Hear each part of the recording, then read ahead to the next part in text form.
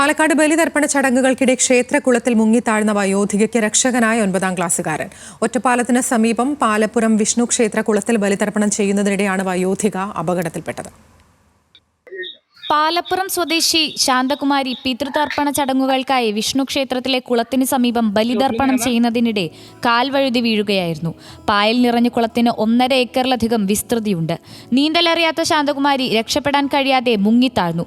ഈ സമയം കുളക്കരയിലുണ്ടായിരുന്ന 9ാം ക്ലാസ്സുകാരൻ പ്രജ്വൽ മറ്റൊന്നും നോക്കാതെ കുളത്തിലേക്ക് എടുത്തുചാടി ഇവരെ രക്ഷപ്പെടുത്തി. തല മുങ്ങണില്ല, അന്നേരം വലിയതല്ലേ, അപ്പൊ ഒന്നും കൂടി അങ്ങോട്ട് ഇറങ്ങിയിട്ട് ഇടാ പറഞ്ഞിട്ട് ഇറങ്ങിയതാണ്. കാല് അങ്ങോട്ട് താഴെ പോയി, പിന്നെ ഒന്നും അറിയില്ല.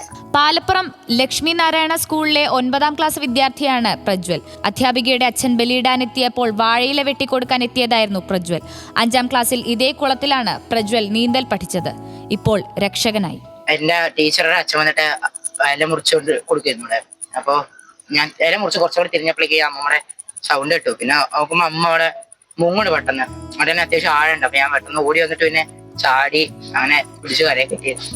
വയോധികയുടെ ജീവൻ രക്ഷിച്ച പ്രജ്വലിനെ ചേർത്തു പിടിക്കാനും അഭിനന്ദിക്കാനും ജനപ്രതിനിധികൾ ഉൾപ്പെടെ നിരവധി പേരാണ് വീട്ടിലെത്തിയത്. ന്യൂസ് മലയാളം, പാലക്കാട്.